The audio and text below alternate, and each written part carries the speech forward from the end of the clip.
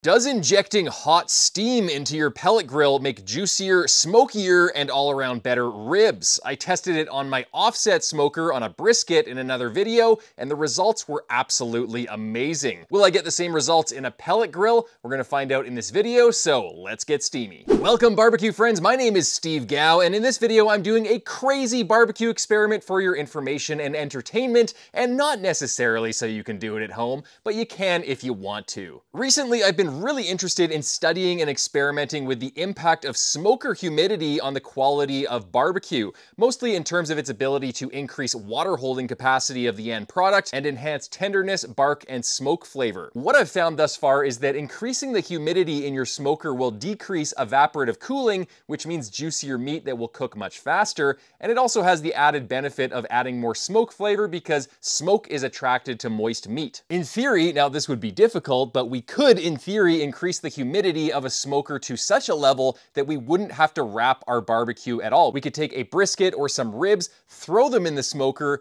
come back 6 hours later, and we'd have a perfectly juicy piece of meat with perfect bark formation and the perfect level of fat rendering and smokiness. That's the goal of my experimentation in any event. But increasing the humidity in a smoker is not really that easy. You can increase humidity by using a water pan, you can boil water in the firebox, you can just cook with more meat in your smoker, you could spritz, you could use wood with more moisture content in it, or you could simply move to a more humid environment. If you're at a higher altitude that has low humidity, then you're kind of at a disadvantage because there's less ambient humidity in the air, and that's going to translate into drier barbecue. And while these things do have an impact on humidity in a smoker, they don't really make that much of a difference, especially if you're using a very high convective, high airflow type smoker like an offset smoker or a pellet smoker. The problem is the number of air exchanges per minute in an offset smoker or pellet smoker is very high because, for example, in an offset smoker, we have the stack effect, pulling a high volume of air through the smoker, and with a pellet grill, a fan is constantly blowing a lot of fresh air into the smoker. So if we add, let's say, a water pan to one of these smokers, it does help a little bit and it raises the humidity and results in more juicy barbecue, but it's not really that much of a noticeable difference because there's so much airflow flowing over that water pan and wicking the moisture away, and all of that moisture-laden air is exiting the smoker so quickly that the humidity level is not increased as much as, let's say, a low airflow smoker like a Kamado or a WSM or a drum smoker. With those type of smokers, we deliberately restrict the airflow to just a trickle of air coming in the intake so that we can burn for a long and low and slow time, and that results in low airflow but higher moisture as a result. So, tying things back to the subject matter of this video, which is pellet grills, we need to add a lot of water into a pellet grill to get a significant level of moisture, at least if we're trying to cook barbecue without wrapping it and get the most tender, juicy, flavorful results possible. And that requires extreme measures. So for this experiment, I'm using a steam cleaner I bought from Amazon to inject steam directly into the cook chamber of my Pits and Spits Maverick 1250. I'm starting by rubbing 2 racks of ribs with Killer Hog's hot rub. Then they're going onto the Maverick with 2 large water pans below them. For the most part, I cook all of my barbecue on the top rack of my pellet grills with large water pans or a large water pan beneath. That, in my opinion, is the best way to go for low and slow barbecue on a pellet grill. If you go on the bottom rack of a pellet grill, you're basically grilling the food with all of that direct heat that comes up from the fire pot. So you would have to cook at an extremely low temperature of 185 to 200 degrees Fahrenheit to not burn and dry out your meat. So in my opinion, the bottom rack is for grilling, the top rack is for smoking, and I like to use a large water pan. It adds humidity and it blocks that radiant heat. So you're just getting nice, gentle, convective heat that's cooking on that top rack, just like you would in an offset smoker. Now I'm setting the temperature on my Maverick to 275, which means the meat will cook at around 230 degrees ambient air temp because of the suppressing effect that the steam will have on temperature in the smoker.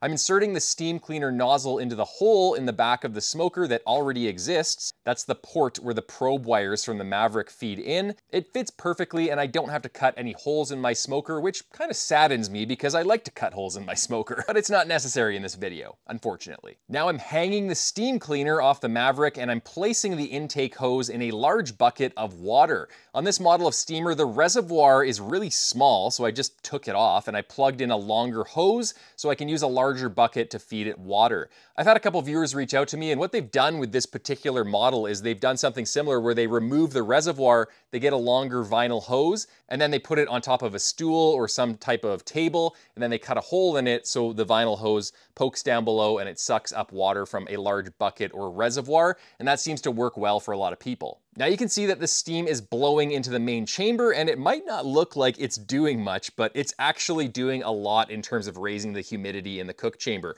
I have a wet bulb temperature probe set up, which measures the temperature at which water evaporates from the meat in the smoker. Basically, the higher the wet bulb, the higher the humidity in the smoker. And in this case, the wet bulb temperature is 146 degrees with the steamer, which means the ribs won't start stalling and drying out until they hit at least 146 internal. And that's really good because the normal wet bulb temperature in my pellet smokers is as low as 110 degrees, which means that the meat will start losing a lot of moisture as soon as it hits 110 degrees. And that is significant because for meat that has to get up to 190 to 200 to get probe tender, if it starts losing a lot of moisture due to evaporative cooling at 110 degrees, that is a lot of moisture that it's going to lose over the course of the cook. After an hour, this is what the ribs look like. Not as dark as I'd hoped, but the surface is still a little moist and tacky, which is what I want at this stage of the cook. Usually in a pellet grill, my ribs are very dry after an hour, and they don't really start getting moist until they hit 140 degrees internal and start sweating more moisture out. So it looks like the steam cleaner is doing something so far. Now, after 2 hours, the ribs are at 150 degrees internal, which is really fast. After just 2 hours at 230 degrees Fahrenheit, they've already come up to 150. They've gotten a lot darker, which shows me that they've got some smoke on them now. And if I wanted to, I could cook them longer at a lower temperature to get some more bark and smoke flavor and darken them up a little bit. I just didn't have the time for this experiment. So now I'm wrapping one rack of ribs like how I would normally cook them, and I'm leaving one rack unwrapped for the entire cook to see how it turns out. Another 2 hours later, both racks of ribs are at around 190 to 200 degrees internal, and they are probing tender and bending easily. They're tearing a little bit when I'm bending them, so I'm calling them done and saucing them up, then leaving them on the smoker to tack up the sauce for an additional 30 minutes. Now, before I did this cook, I also cooked 2 additional racks of ribs on the Maverick, one fully unwrapped for the entire cook, and one that I wrapped as normal, just like how I cooked the steam injected ribs. The difference was with these control ribs, I didn't steam inject them at all. So those will be the control ribs that we'll use as a comparison in the taste test. But before we get to the taste test, I'd like to thank Pits and Spits for sponsoring this video. Pits and Spits is a made in Texas manufacturer of high quality offset smokers, pellet grills, charcoal smokers, and much more. They sent me this Maverick 1250 pellet grill, and I've been using it every week to make literally the best briskets I've ever made on a pellet grill. With the optional smoke cage attachment, which burns actual wood while you're smoking your brisket,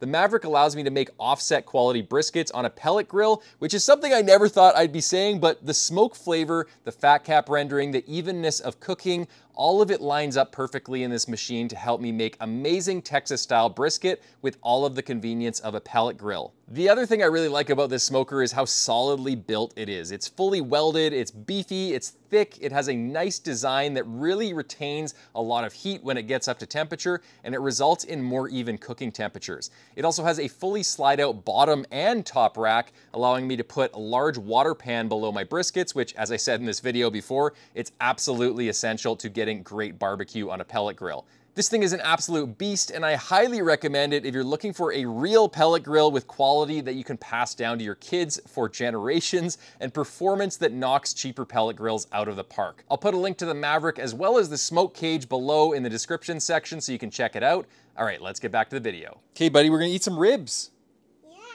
Yeah. Are you excited? Yeah. All right, let's do this, buddy. High five. All right, guys, we are here. Everything is done, and I've got a special guest with me. Jacob, can you say hi? Can you say hi? No. Do you want to eat some ribs?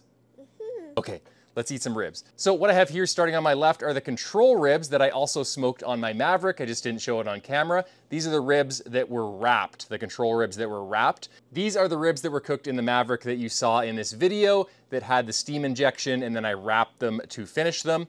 These are the ribs that I smoked off camera. They're the control ribs that I smoked unwrapped all the way up to 195 to 200 degrees.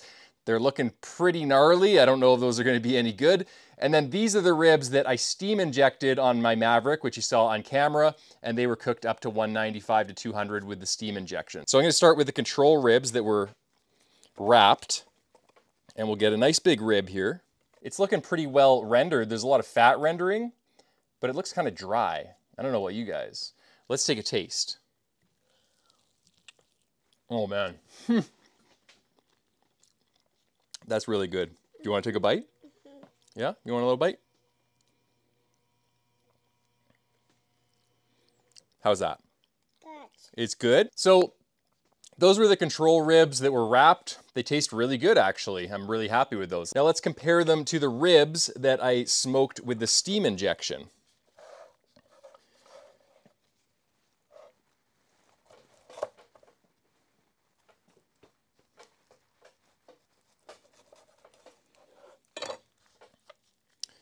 Okay, now these ribs in comparison, they're looking really juicy actually. Really juicy. A little bit more juicy than the last ones, but there's still some dry bits. Let's see how they taste. Really good as well. Here. How is that? Good. So my opinion on the steam injected ones, they actually aren't any better than the ones that I wrap normally on the Maverick without the steam injection. So it looks like when you're wrapping ribs, it doesn't really make a difference when you're steam injecting. What I'm interested in is if you do unwrapped ribs, what it'll taste like. So these are the control ribs and they're looking almost burnt to crisp. I don't know if you're gonna wanna eat these, Jacob. These don't look very good. I like that. You want a bite? Kind of dry. Yeah. So these are pretty dry, not very good. That's why we wrap ribs. Nothing more to say about that. What I'm really interested to try though, what's that? Yeah, we'll go outside right after this, buddy. What I'm really interested to try is the ribs that were steam injected the whole time without wrapping. So you saw what those burnt up ribs looked like. This is what the ribs look like when they've been steam injected, unwrapped the whole time. Looks a lot different. So let's give these a slice. Yeah. Yeah. Looking pretty juicy. Looking very juicy, actually. A lot juicier than the other unwrapped ones. Let's take a bite. Mmm. Those are yummy. Take a bigger bite than that. Big bite. Yeah. So these are the unwrapped ribs that were steam injected, and you can see how juicy they are compared to the other ribs that I smoked the whole time without wrapping. These are nice and juicy. Okay, buddy, Daddy's gonna say some other stuff to the camera, but you're gonna go have some dinner now, okay? So say bye-bye. Bye-bye. Bye-bye. So in conclusion, I served up these ribs for dinner and I tried them again and had a chance to think about it. And in general, what I found is that the foil wrapped ribs were pretty much the same juiciness, tenderness, fat rendering, and smoke flavor, regardless of whether the steam injection was used or not. When they were wrapped, the end quality had more to do with the thickness of the ribs and the fat marbling and when I decided that each one was done more than anything else. So I think that the steam injection could potentially help you get more tender and juicy ribs if the initial period of smoke is a little bit longer than in this video. For example, if you're smoking your ribs for 4 hours at 200 degrees Fahrenheit to really get a lot of smoke on them before you wrap them, then the steam injection might help a little bit more than if you're cooking them at 275 set temperature and you're only cooking them for 2 hours like I did in this video. That's one potential situation where the steam injection could help, but in this experiment, I didn't really taste a difference. But the unwrapped ribs is where the steam injection really shines. The control ribs that I smoked unwrapped the entire cook were, I'm gonna be honest with you guys, complete garbage. They were dry, they were inedible, I just threw them away, I didn't serve them up to my family. That is why we wrap ribs, whether it's on an offset smoker or a pellet smoker.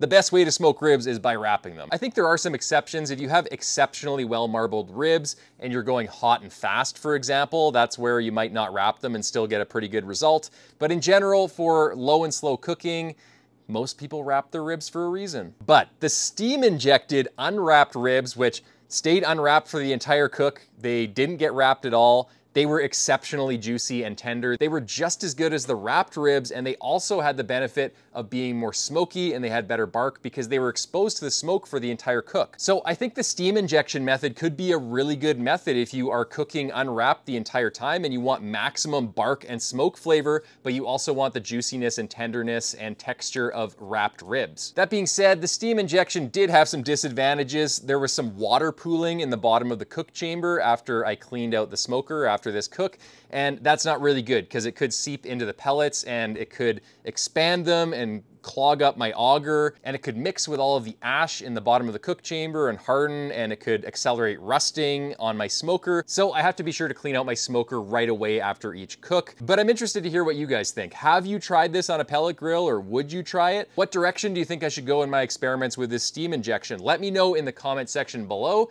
I will see you in the next video, and until then, happy smoking.